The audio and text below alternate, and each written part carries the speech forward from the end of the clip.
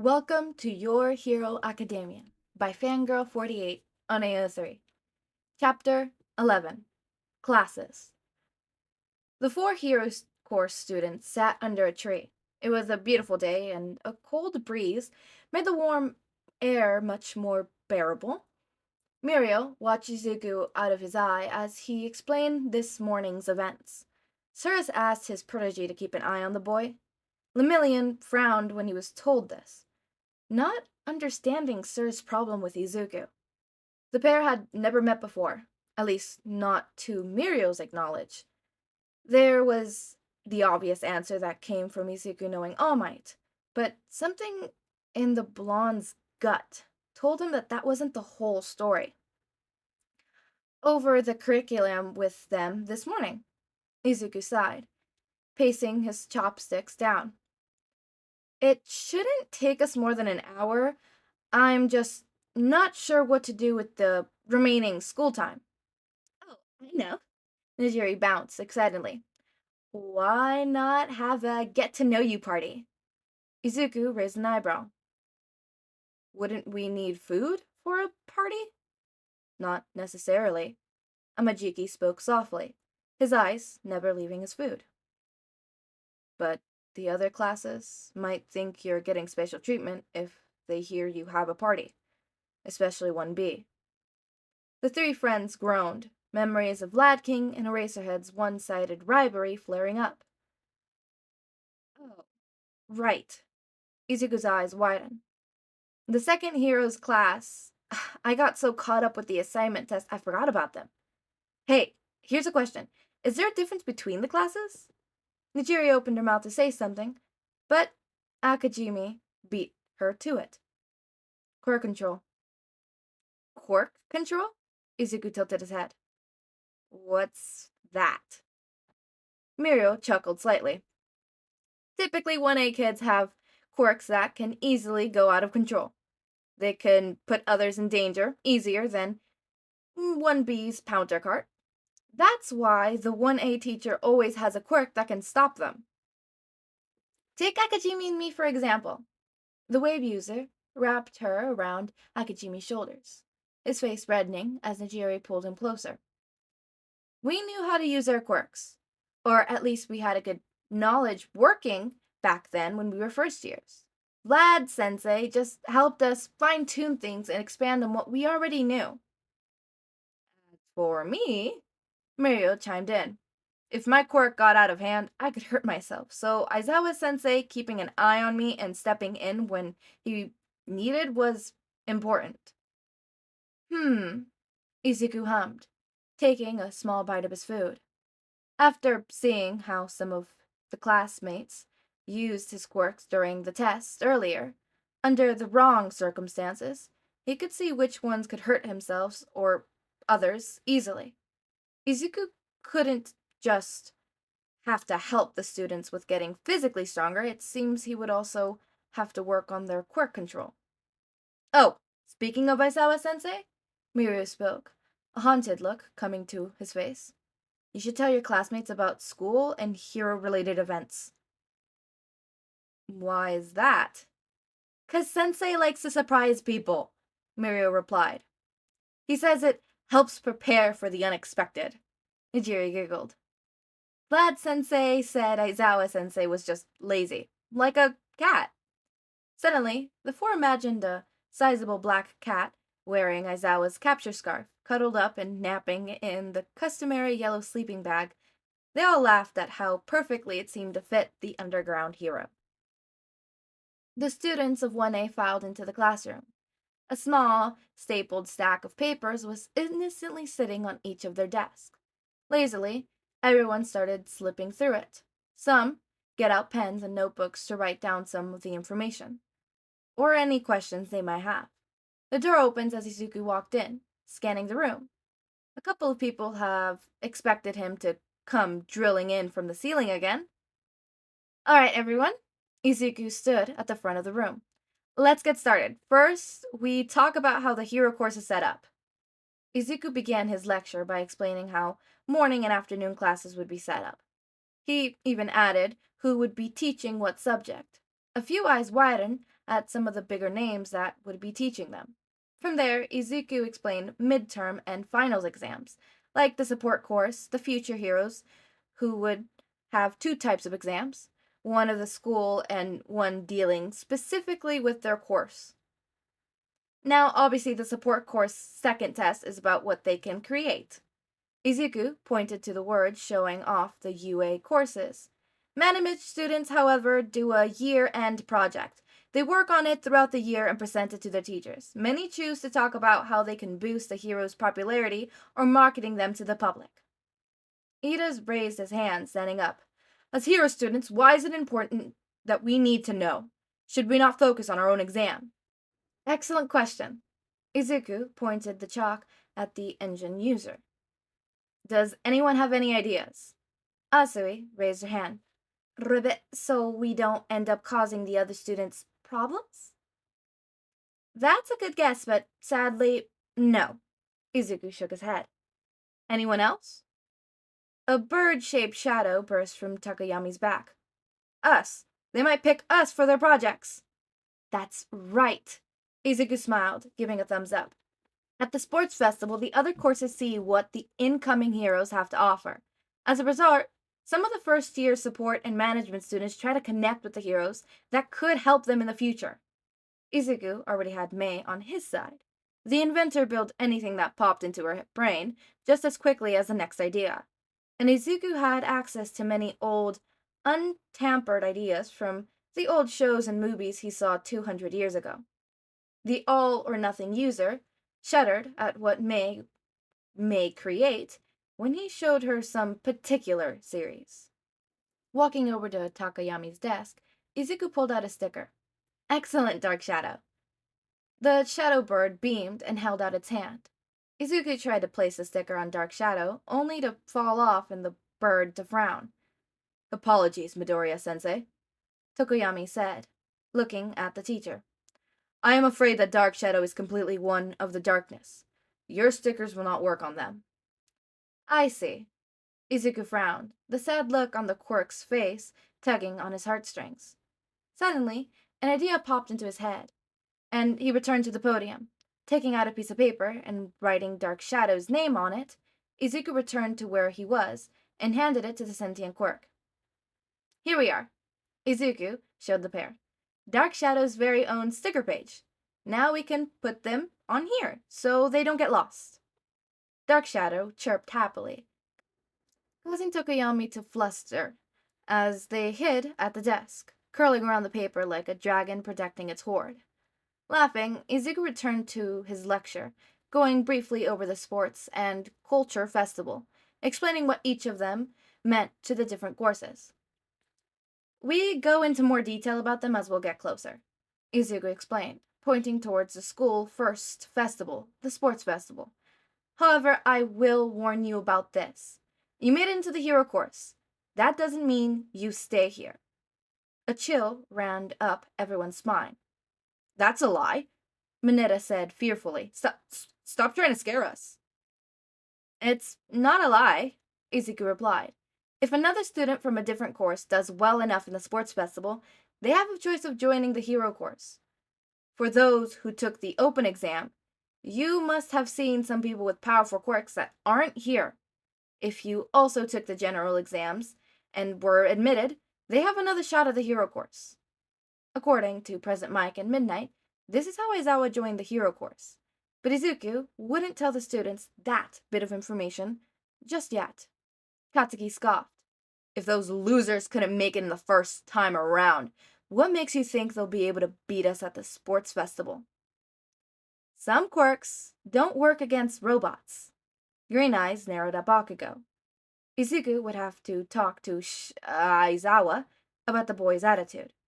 After watching Bakugo fight in the entrance exam, it was clear that the blonde was beyond arrogance and didn't care who got hurt.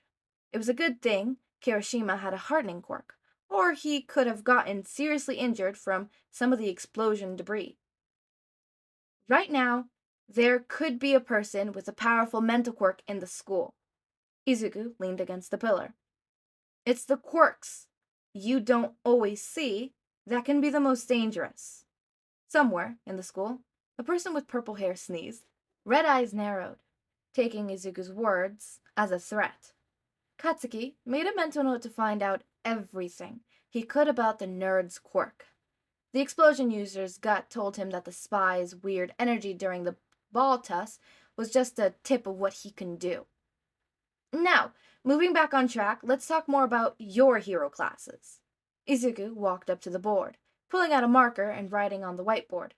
There are much combat and non-combat types you will all experience. Can someone name a few?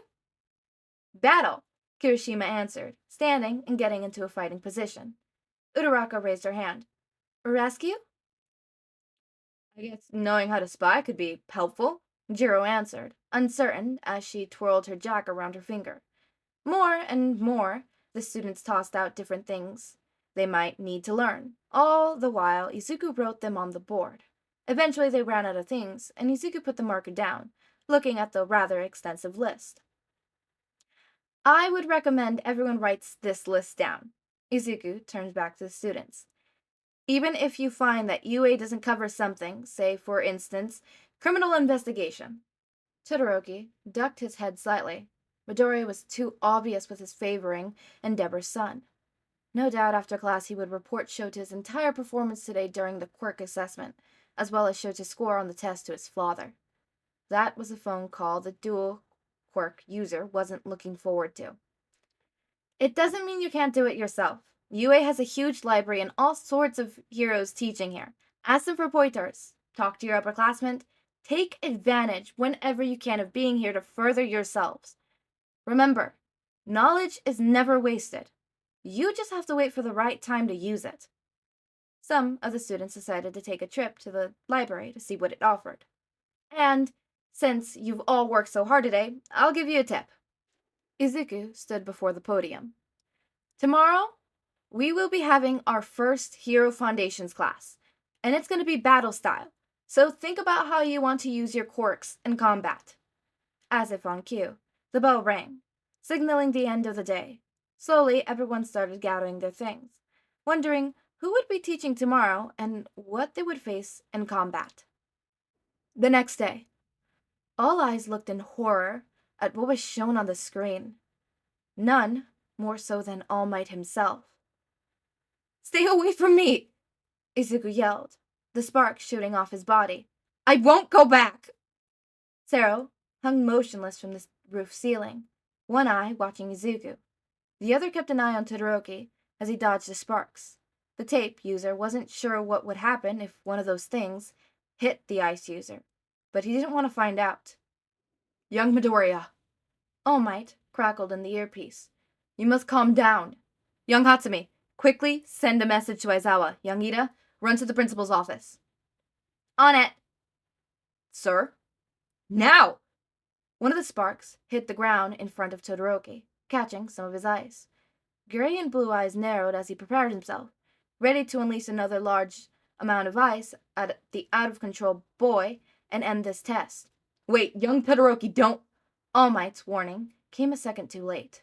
Todoroki raised another large sheet of ice, trapping Izuku inside. The boy hung there, shocked and motionless. It's over, the half-hot, half-cold user said, looking at Zero. You're next. Zero gulped and prepared himself. Neither student noticed the light of Izuku's quirk getting brighter and brighter. Boom! The sudden explosion caught everyone off guard. Todoroki was thrown out of the room due to the sheer force of his ice breaking. Zero thankfully was able to stay focused enough to throw out more of his tape, keeping both himself and the bomb in the air. A blatant, apparently. Shoji's eyes widened as he rushed into the building to help his teammate. Izuku stepped out of the former ice prison with a blank look. The only sound was breaking the ice under his boots as he moved closer to Todoroki. You should have just let me go. Izuku spoke calmly, the white tendrils of his quirk slipping from his fingers. The 5-piece enclosed his hands, formed one solid piece that snapped against the ice and concrete like a whip. I didn't want to do this. Shoto felt fear for someone who wasn't his father for the first time. Gulping, the dual quirk user got another unsteady feat, already planning to run. Izuku swept his arm to the side. The whip his quirk created, destroying 3 of the concrete pillars. Now you left me no choice. We'll talk about the elephant in the room when it gets to there. I have a list. We will follow the list before I talk about the elephant in the room. Alright? Moving on. Okay. I want to know what series Izuku was talking about when he said, like, you know, he is specifically fearing the day and what, not fearing the day, but, wondering what May might create the day that Izuku shows her a specific series from the past. And now I'm wondering, what series is that? I'm trying to think, and I thought up of nothing. If you guys want to, guess in the comments, go ahead. Are we ever gonna get the answer? Maybe not. Maybe it'll be one of the biggest secrets of this whole fanfic. One of those secrets that will never be answered. And I'm okay with that. I like the speculation. Sometimes open-ended stuff is fun. I love how we're getting a little bit of the other courses, specifically with Izuku talking about what their exams are and stuff like that. Obviously, it makes sense on why My Hero Academia focuses on the hero course. It is an anime about Izuku becoming a hero, right? Even though throughout the show, it becomes less of Izuku being the main character and more of a kind of ensemble kind of cast, still with the main focus of Izuku and Bakugo now, right? Towards the end of the series, it kind of shifts to Izuku and Bakugo being the main characters with an ensemble, from the whole Izuku being the main character and main focus. Which is, it's good, it's fine. And actually, it's more of Izuku, Bakugo, and Todoroki, but, I do like that they mention the other courses. That's something that I always adore and love from fanfics, because we get to focus on something that isn't just the main 3. Even though lately, let's be honest, I've been reading a lot of fanfiction here that focuses on Izuku. He's my baby. He's my son. Can you blame me? I have a hot spot for him. I have a soft spot for him. What is a hot spot? Hold on. The only thing that came to my mind was, like, the thing that you do on your phone so that you could share, like, your data stuff. Instead of making fun of that whole Shinto sneezing in the classroom, I'm going to talk about what's happening. I'm going to put out a theory here, because obviously we don't have the answer yet, but my theory is Izuku is having a really bad case of a flashback. Not like he's literally having a flashback and this is a flashback. No, like in the sense of right now, he's mentally unstable. He broke. He snapped. Right now, he's having a flashback. And for some reason, he's hell-bent that someone is trying to capture him. Probably the same people that encased him in those 200 years, right? He was frozen for 200 years. So imagine when an ice user tries to freeze him. That will be a trigger. He got triggered into a flashback. Probably Izuku has some PTSD, right? Because that is signs of PTSD, right? A trigger doesn't necessarily need to be linked to PTSD. It could just be that he has this trigger, ice trigger, which is perfectly fine. You could have triggers and flashbacks without having PTSD, but most of the time it is, because of PTSD. But he most definitely, I'm pretty sure he got triggered by Todoroki's ice. That triggered a really bad flashback to the point where he genuinely is fearing for his life and fearing that he's going to be trapped again and unlock some sort of memory maybe or whatever, which is why I have the solid belief that he has PTSD, because it's too strong to just simply be a little flashback. Clearly this was a big break, right? Normally, when you have a simple trigger and it's not linked with PTSD, it's because, you have triggers. People have triggers. It's normal. But this seems more of like a trigger, a flashback, and a perpetual state of flashback and paranoia that normally gets leaded with PTSD. It also seems like he's having a bit of a panic attack. This seems like a panic attack. A panic attack mixed obviously with the whole flashback. He genuinely fears for his life right now, and my heart breaks for my baby. My heart aches, and I don't like seeing him in pain. I really don't. I'm tearing up. But I'm breaking up. It's, as much as I love that fan fictions have a genuinely realistic reaction to a traumatic event, like for example, Izuku being frozen for 200 years isn't something he's just gonna, haha, that's funny, let's move on. It's something that genuinely affects him to the point where he's probably having a really bad panic attack flashback triggered by Todoroki's ice, which is upsetting, but it's realistic. And god damn it, Fangirl 48, I love this. At the same time, it breaks my heart. And as always, my raindrops, make sure to eat, sleep, drink water, take your meds. Have a wonderful day or night. Join our community Discord server, link is in the description. Subscribe to see more of my content, and thank you so much for watching.